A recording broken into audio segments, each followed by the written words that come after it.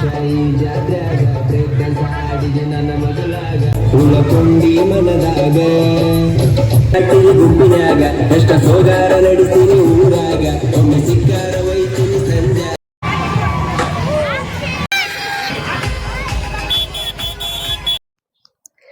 ಹೆಂಗೈತ್ರಿ ನಮ್ಮ ಊರಿನ ಜಾತ್ರೆ? ಬರ್ರಿ ನಿಮ್ಗ ಇನ್ನೂ ಹೆಂಗ ಇತ್ತ ಅನ್ನೋದು ನೀವು ತೋರಿಸ್ತೇನ್ರಿ. ಎಲ್ಲಾರು ಕೂಡ ಹೋಗೋಣ ಬರ್ರಿ ನಾವು ಜಾತ್ರೆಗೆ ಮೊದ್ಲೇಕ.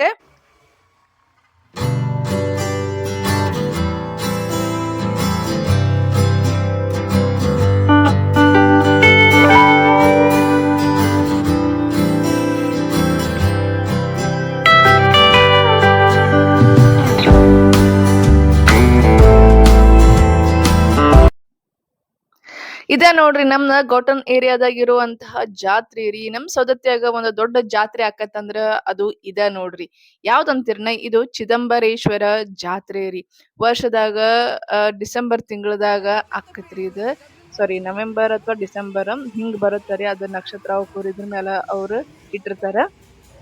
ಈ ಸರಿ ನವೆಂಬರ್ 22ನೇ ತಾರೀಕು ಅಂದ್ರೆ 21ನೇ ತಾರೀಕು ಆಕ್ಚುಲಿ. ಸೊ 21ನೇ ತಾರೀಕು, ಆಮೇಲೆ 21ನೇ ತಾರೀಕಿಗೆ ಜಾತ್ರೆ ಅಂದ್ರೆ ತೇರ್ ಇರೋದು 21ನೇ ತಾರೀಕಿಗಿತ್ತು.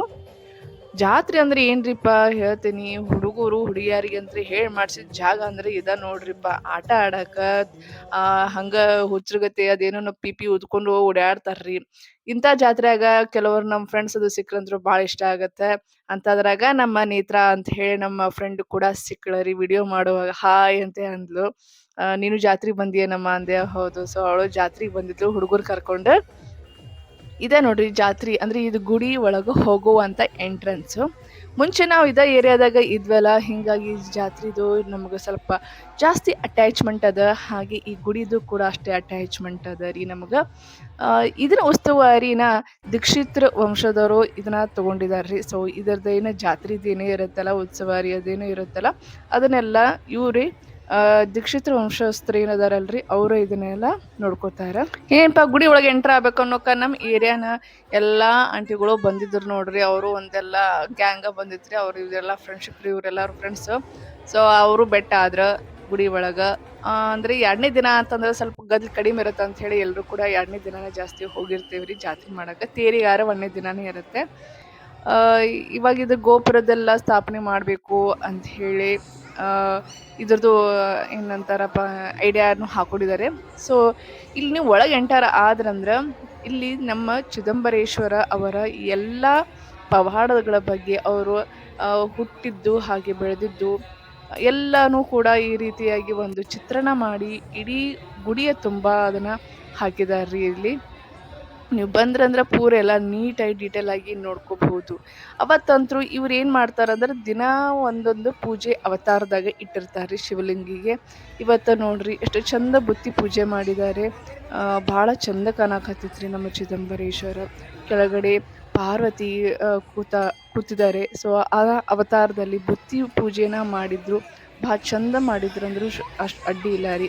ಅಂದ್ರೆ ಇದು ಚಿದಂಬರೇಶ್ವರ ಜಾತ್ರೆ ಅಂದ್ರೆ 1ನೇ ದಿನಾನ ತೊಟ್ಲಕ್ಕೆ ಹಾಕೋ ಕಾರ್ಯಕ್ರಮನ ಮಾಡ್ತಾರ್ರಿ. ಅಂದ್ರೆ ಚಿದಂಬರೇಶ್ವರ ಹುಟ್ಟಿದ್ದು ಅಂತ ಹೇಳಿ. ಹಂಗಾಗಿ ದಿನ ಒಂದೊಂದು ಅವತಾರದಾಗ ಹಾಗೆ ದಿನ ಒಂದೊಂದು ವಿಶೇಷವಾದ ಪೂಜೆನ ಇಟ್ಟಿರ್ತಾರ. ಅದು 5 ದಿವಸದ ಜಾತ್ರೆ ಐತ್ರಿ ಇದು. ನೋಡುದ ನೀವು ನೋಡಕತ್ತಿರಲ್ಲ, ಇಲ್ಲಿ ಎಲ್ಲಾ ರೀತಿಯಾದ ಫೋಟೋಸ್ಗಳನ್ನ ಹಾಕಿದ್ದಾರೆ. ಹಾಗೆ ಶಿವಲಿಂಗಗಳನ್ನ ಎಲ್ಲಾ ರೀತಿಯಾದ ಒಂದೊಂದು ದೇವಸ್ಥಾನಗಳು ಕೂಡ ಇದ್ರೊಳಗೆ ನೀವು ನೋಡಬಹುದು.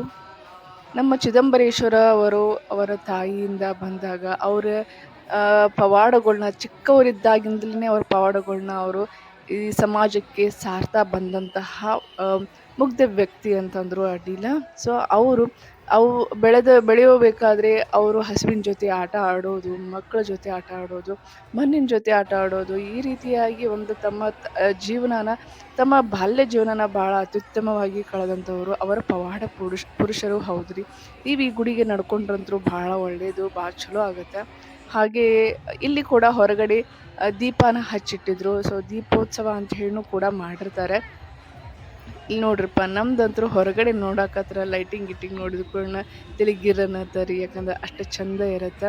ಇಲ್ಲಿ ಕೂಡ ನೀವು ಬನ್ನಿ ನೋಡ್ಬೋದು. ಅಂದರೆ ಸುತ್ತ ಹಾಕ್ತಾರೆ. ನವಗ್ರಹಗಳು ಕೂಡ ನವಗ್ರಹ ದೇವಸ್ಥಾನ ಕೂಡ ಇದೆ. ನವಗ್ರಹ ಕೂಡ ಇಲ್ಲಿ ಸ್ಥಾಪನೆಯನ್ನ ಮಾಡಿದ್ದಾರೆ.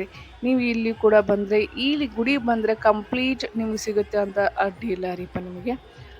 ಎಲ್ಲರೂ ದೀಪನ ಹಚ್ಚಿದ್ರು. ಸೊ ನಾನು ಕೂಡ ದೀಪ ಹಚ್ಚಿದೆ. ಹೊರಗಡೆ ಪಾಲ್ಕಿನ ಕೂಡ ಪೂಜೆ ಮಾಡ್ತಾ ಇದ್ರು. ಸೊ ಇದು ಪಾಲ್ಕಿ ನೋಡ್ರಿ, ಅಲಂಕಾರ ಎಷ್ಟು ಚಂದ ಮಾಡಿದ್ದಾರೆ. ನೀವು ಬೇರೆ ಬೇರೆ ಕಡೆ ಒಂದೊಂದು ಥರ ಪಾಲ್ಕಿನ ನೋಡಿರ್ತೀರ, ಬಟ್ ನೋಡ್ರಿ ಇದು ಹೇಗಿದೆ ಈ ಪಾಲ್ಕಿ ಅಂತೇಳಿ.